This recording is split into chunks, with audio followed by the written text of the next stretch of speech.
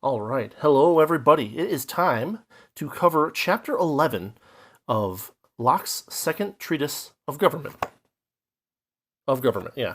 At some point, I thought it was treatise on government. But anyway, okay. Chapter 11 is titled "Of the Extent of the Legislative Power."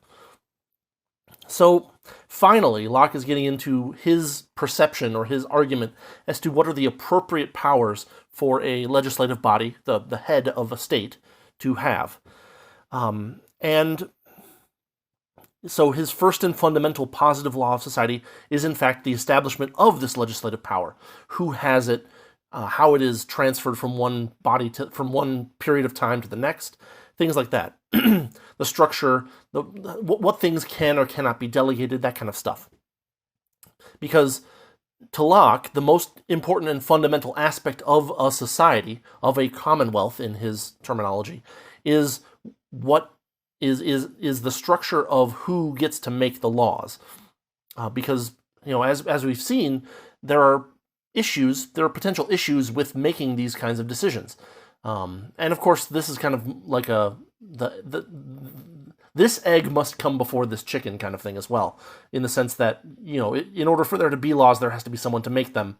And therefore, the people, the majority of the people who have the power to make these legislative decisions, get to decide who, if anybody, gets delegated these legislative powers.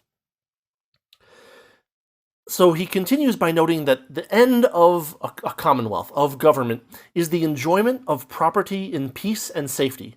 And I think that's basically an actual quote there, although let's see if I can find it real quick. Yeah, here it is. It's the first line of the friggin' chapter. The great end of, quote, the great end of men's entering into society being the enjoyment of their properties in peace and safety, end quote. So it's worth noting that from this perspective, if and when government fails to protect property and keep it in peace and safety for its people, that government has failed from a Lockean perspective.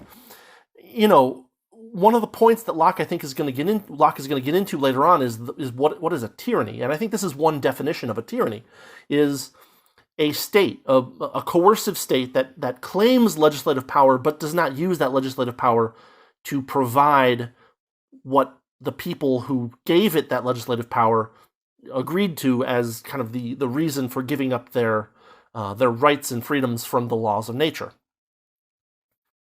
So Locke continues with the statement that, quote, this legislative is not only the supreme power of the Commonwealth, but sacred and unalterable in the hands where the community have once placed it. Now, this is, to me, a little bit of a strange statement. My critique of it is that it is dangerously permanent. If the people, if a majority of the people have the power to delegate this to some body, making that permanent is practically an invitation to eventual tyranny, if not immediate tyranny. Especially since the legislative power, in Locke's perspective, is so strong. It's such an important and powerful part of what makes a government work. And so I think that he might be overstating things a little bit here, because it should always remain a possibility for the majority to take back that power and place it somewhere else. Their short-sightedness about the particular value of one particular delegation notwithstanding. But we've seen Locke do this before, where he kind of overstates things, and this is one of those reasons why I think people have a tendency to misinterpret Locke, because later on he says things that soften this statement, but the organization as a whole is a little bit sketchy sometimes. But let's keep going with the summary. So he then states that the source of the power, the legislative power, is the consent of the governed. And obviously, if the power once delegated is sacred and unalterable, then the consent of the governed no longer matters at that point. And so, he's just saying things without really thinking about how they go, and then he has to walk it back basically afterwards. So there's a footnote here, footnote number 8, which I think is important.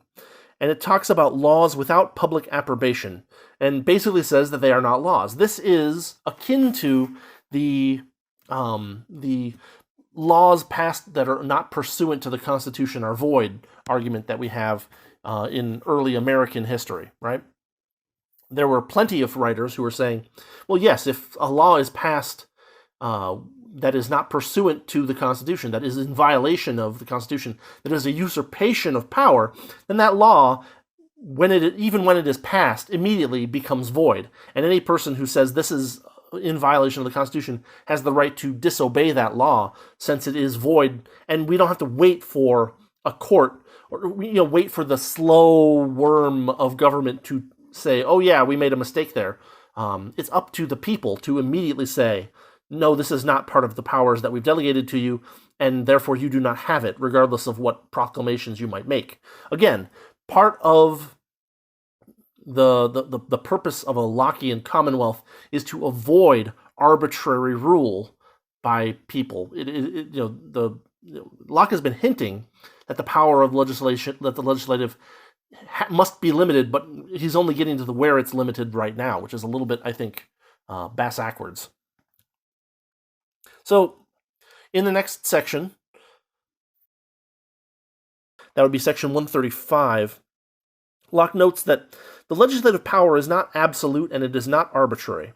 That and by inference, if the legislative claims absolute power or claims arbitrary power, then that legislative body must therefore be illegitimate. Easier said than done, I guess, is the way to put it. According to Locke, the legislature can have no more power than what the people who constitute it had in the state of nature. And therefore, it cannot be arbitrary whims. It is limited to efforts in favor of the public good, which again is very vague language, and we have to watch out for that. It cannot, and I'm going to quote here,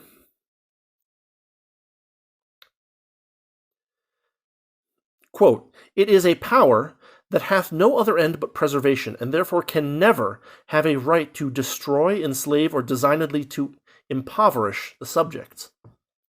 If it does that, then it's illegitimate." It's worth noting that here that Locke is not mentioning punishment, because once you get there, it becomes very slippery. Man in nature may punish with death, but putting life and death in the hands of government has its own inherent dangers, as we full well understand from looking at history. From everything from, the star chambers of Soviet Russia to, the adversarial excesses of even the American justice system and stuff like that. And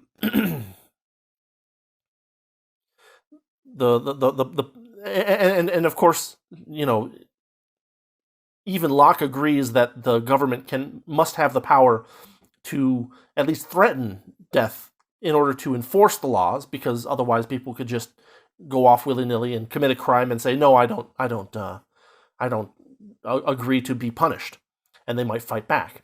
So, clearly, in some cases, the government must be able to at least have the possibility of destroying or impoverishing its citizens, namely if they have committed crimes, but Locke does not mention that here, which considering how much he repeats himself about things, it seems like he would mention that here, but he does not.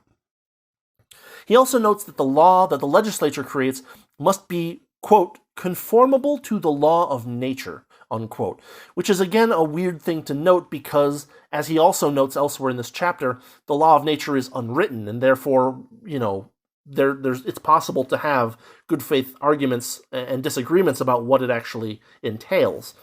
And so, in the end, he's kind of arguing here that there's some kind of, that the average citizen has some kind of recourse to say, well, this does not conform to the laws of nature, and therefore it is an illegitimate usurpation of power by the legislature. But again, he's not mentioning, how that should work and how that should play out, which I think is a bit of an oversight. So, the legislature has certain powers. Locke then starts to discuss what the legislative authority is bound to do. This part of the chapter is a little bit repetitive because he mentioned most of this before, and I feel like if he had structured this thing a little bit better, he might have to repeat himself less. But let's go through it anyway. As we've heard before, the legislature must produce known promulgated laws through a known process that is given by whatever documents they happen to agree to as their founding documents. They must have known authorized judges. Ideally, those judges would be indifferent or unbiased in dealing with the citizenry. It's here that Locke reminds us that the law of nature is unwritten, and therefore that men are likely to miscite or misinterpret it without an indifferent judge. And that's why having indifferent judges is such an improvement over the law, the rule of nature or the state of nature, because a good man could be convinced of a false crime in the state of nature, but an indifferent judge is at least somewhat protected against the possibility of some shyster convincing him this guy stole my blah, and then ending up in some kind of very unjust circumstances that way. Locke reminds us again that the inconveniences of the state of nature push man into society, but again, as I mentioned, even I think the first or second chapter, it's inferred that society must therefore be better than the state of nature. This is something that I think we forget a lot about the purpose of government. Yeah, it does suck to have to defend your own property and kind of be on your own that way. But at the same time, if you look at your government and you say, my government is worse to me than having to defend myself from actual robbers, then why would you be a member? Why would you voluntarily be a member of that society? Again, the permanence issue that Locke's perception of how the legislation, how government works, is a major problem here, because it's easy for a government to sneak in little bits of creep here and there to the point where suddenly a group of people is like, I'm certainly losing net by being a member of this association. I could do better by either going off on my own or making a new society with a few people. Locke is going to cover that a little bit later on, but he's annoyingly quiet about it here. So, Locke restates, men would not leave nature for a society of arbitrary rules or mob rule, the ruling over by 10,000 crazy people that are clamoring for your blood for no reason. In the state of nature, at least, he is guaranteed the right of self-defense, right? And self-defense is one of the rights that Locke notes is at least somewhat mitigated in a Commonwealth, because you lose the right to punish people who have wronged you in a way that's not immediate and pressing, right? If someone has defrauded you and you find out about it 2 days later, you don't get to go to his house and shoot him to get your stuff back in a Commonwealth, in a Lockean Commonwealth. You give up that right, and for these things that are not pressing in time, you must go to one of these indifferent judges and get him to present evidence and prove to society, to the rest of society, that you are in the right in this situation. Only then are you entitled to get restitution, which is one of those things that people often kind of, one of the things that that shows up in, I think, a lot of of the most facile anarchist writings is like, well, you always have that right to do that. Well, no, that right is alienable in a certain, and for Locke thinks at least a good reason, right? That we don't want a bunch of people convincing each other falsely that A stole from B and X stole from Y, and you end up with all of this stuff where rules of evidence, rules of like convincingness are not required. All that must happen is that a person be good at rhetoric and be able to trick someone, and then they have their own personal enforcer. Locke notes here, a little later on, that rulers must be kept within bounds. And this is one of those things that he's not really grappling with properly, is the tendency for power creep. To paraphrase to badly quote Jefferson, for men to suffer wrongs rather than to right them, right? This is something that Locke is missing out on, and he really should be emphasizing this more and earlier, because it feels like, well, not feels like, but he's not making a very good case here. He's making, he makes these cases, these arguments that have a bunch of holes in them and a bunch of exceptions that he gets to much, much later, which I think is bad structure in general. Maybe it's an artifact of writing back in the day when paper and redrafting was expensive. I don't know, but it's a funny thought for him to be like, well, I can't redraft this because the paper and ink and time are more expensive than it's worth to do that. So I'll just have to restate this in this next chapter and again and again and again. Anyway, continue with the summary. The end of government is the preservation of property. The government cannot take property without consent, and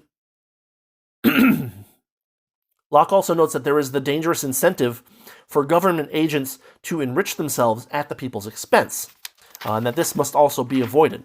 He gives an interesting example about a man in the army, right, where a general may order a man to stand in front of a cannon and die, but he may not appropriate a single penny of that man's estate once he has died.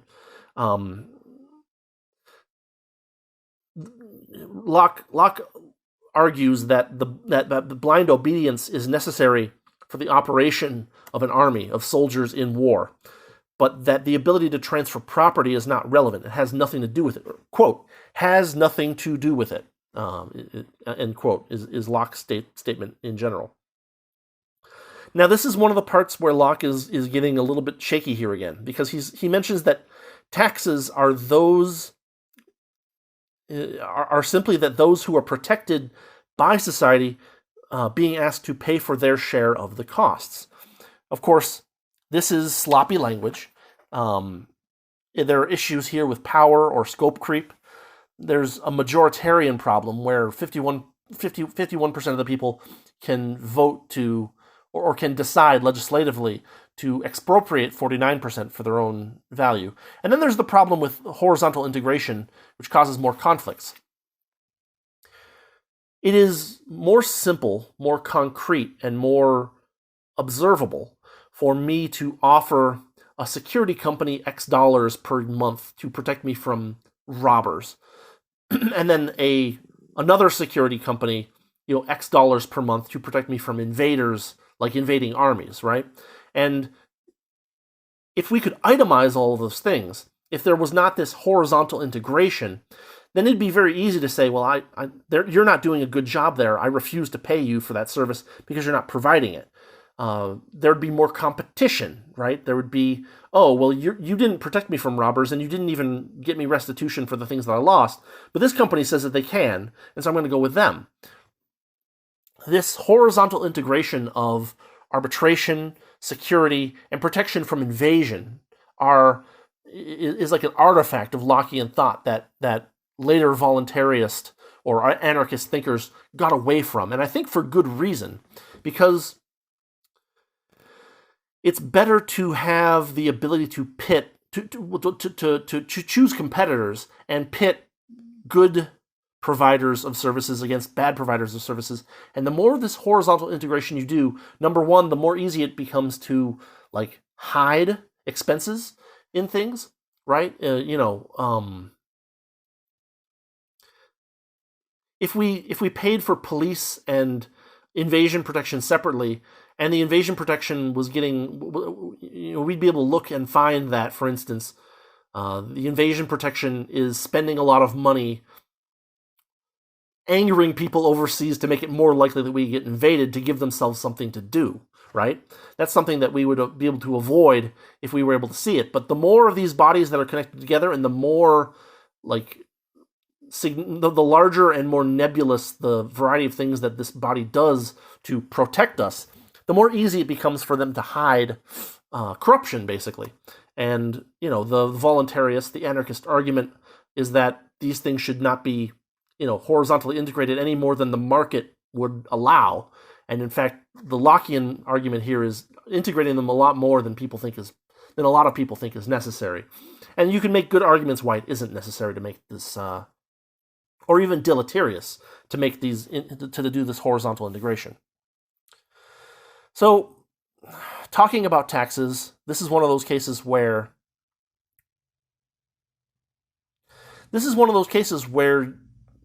your payment is kind of important. Your consent is important for your payment, because if the government is usurping its powers, if it's being, doing crazy things that you don't want it to do, then from just a business, from a contractual perspective, it makes sense for you to say, I sever my relations with this body and I choose to go with another, or with none for a little while until I can find another that works.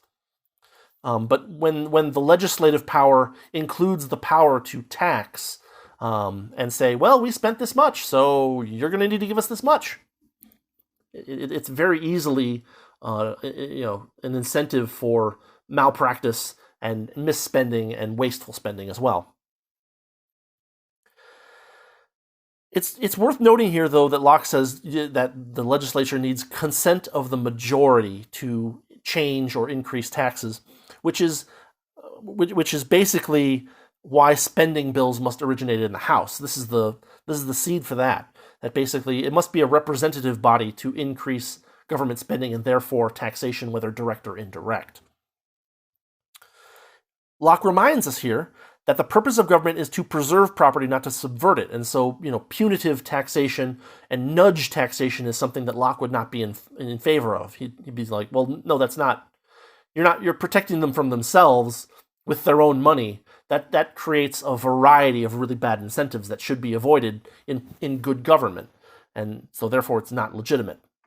But it does seem to happen, doesn't it? So Locke comes back to this non-transferability of legislative power again later in the chapter. And he makes the case that I think is defendable, that the legislature cannot transfer power to other parties without the approval of the majority. Which, that part of it I think makes some sense. You don't want your government to say, to like go over to some tyrant and say, okay, you're the government now, ha ha ha, and just make sure that you pay us all off. That would be something that would be illegitimate. I think pretty much anyone would agree with that. And Locke is trying to not sidestep, but trying to address that possibility. But this does kind of mesh poorly with his statement earlier that once, given that the legislative power is sacred and unalterable in the hands where the community have once placed it, because it's one of those things where it's very, because there'd be a very gray area between a legislature simply doing the bidding of some tyrant, but still apparently being the ones who are doing the legislating. There's a lot of wiggle room there for bad government practices to become enmeshed in like permanency, and I think Locke is not doing a very good job of avoiding it there. It's like the Articles of Confederation. It was never properly abolished, right? It's just that all of a sudden the states, there was a press to amend them, and then instead of amending them, they threw them away completely and created the Constitution. And then there was a whole brand new ratification process. And the Articles of Confederation, the structure that was created by the Articles of Confederation didn't really have the force to prevent this from happening. But that's not how. But again, we're trying to get away from the might makes right of the state of nature and the state of war in the state of nature. We're trying to get to an avoidance of arbitrary and uncontrolled changes in how power is handled, how much power is given, and who gets it, right? And so, I think it's worth considering that the principle ought to be that you can't just dissolve this thing and hand it over to somebody else. And Locke is saying that here, but that's exactly what happened in American history, right? It's just that, and saying that they didn't have an army to prevent it is not really a justification. It's just an excuse. So, this is one of those chapters where Locke actually summarizes it at the end, too. So we'll get into that real quick, and then we'll be done. Locke's final summary is this. There are 4 points. Number 1, Government must be done by established and promulgated laws. There cannot be any double standards. There cannot be laws that, offer a particular protection to a poor person, but not that same protection to a rich person. Number 2, the only proper end for laws is the good of the people. Now, again, this is vague language because we've discovered that saying the general welfare, saying that something should be done for the general welfare has been twisted to say the welfare of some at the expense of others. And so this good of the people language is very slippery, because the good of some people at the bad of others is always something that a smart tyrant can say, well, I made a utilitarian judgment and that this is better than the alternative. Number 3, there can be no increases or significant changes to how taxes operate without the consent of the people. Again, this sounds like a good thing, but without the ability for the people to, say, this opens up a possibility for a majority to tyrannize a minority. And that's something that, again, we're trying to avoid. A majority tyrannizing or expropriating a minority is, again, might makes right. And the whole purpose, or at least the purpose, or at least what I think ought to be the purpose of proper government, if such a thing can exist, is to get mankind out of might makes right in any form whatsoever. Whether that's possible or not is another question. But Locke is aiming in that direction, and here he's just like, over there. And I think he's missing the mark a little bit here too. And then number 4 is that there can be no transfer of the legislative power to other bodies without the consent of the governed. And again, this is something that Locke is pushing in one direction only, and isn't really treating in the absolute depth that it has. But maybe he will later, and we'll get to that. But again, it's one of those things where he repeats himself a bunch, but he doesn't seem to flesh out his arguments sometimes. I guess we're just going to have to wait for later chapters and see what happens, right? Or of course you can read ahead too and see where he goes, but there are going to be problems with it. We're going to get there anyway. So that is chapter 11. Of the extent of the legislative power. And as we can see, there's enough vague language in here that you could drive a pretty big government truck through it in some cases. It's couched in terms like things for the good of the people, but again, those words can be easily twisted. And the thing that we need to remember from this chapter, more than anything else, is that the whole purpose of this system that Locke is trying to set up, or trying to explain, is to get us out of might makes right and arbitrary rule. And if it does neither of those things, then it has failed. It must be better than the rule, than the law of nature and the state of nature and the state of war that you end up when you're not in a society. And that is something that is largely ignored by governments all around the world. And part of that is because of the concept of dominion. Once a government has dominion over an area, that is seen to be permanent in some way. And that is, I think, a habit of thought that we should try to break as much as possible, because it ends up locking people into really bad situations in a variety of ways. And again, it ends up with people in a situation where they're being tyrannized more than they think they would be in the state of nature, which, ought to be a reasonable justification for them exiting that particular society/commonwealth and creating one of their own. But again, we're going to get more into that in later chapters. Chapter 12 is what we're going to cover next, and the title of chapter 12 is Of the Legislative, Executive, and Federative Power of the Commonwealth. And this is a fairly short one. So we might also dip into chapter 13, which is Of the Subordination of the Powers of the Commonwealth, which is relatively long, but we'll see what we can do.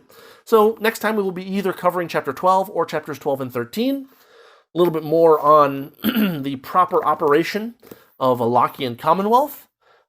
Today we covered what the extent of the legislative power is, and we see that Locke agrees that the legislative power must be limited and must be not arbitrary, at bare minimum.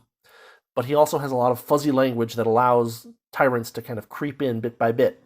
And again, it's very easy for people to let little chomps on their freedom go unnoticed and unresisted until they find out that we're in the situation that we are in now. So that's what I've got for today. We will cover the next chapters next week. Thinking about putting out an additional non-Locke video this week, but we'll see how it goes. And as always, I'll say thanks for watching. Thanks for listening. If you've enjoyed this and you want to help the channel out, you know what to do. And I will see you all next time with whatever it is I happen to be talking about next time. Have a good one.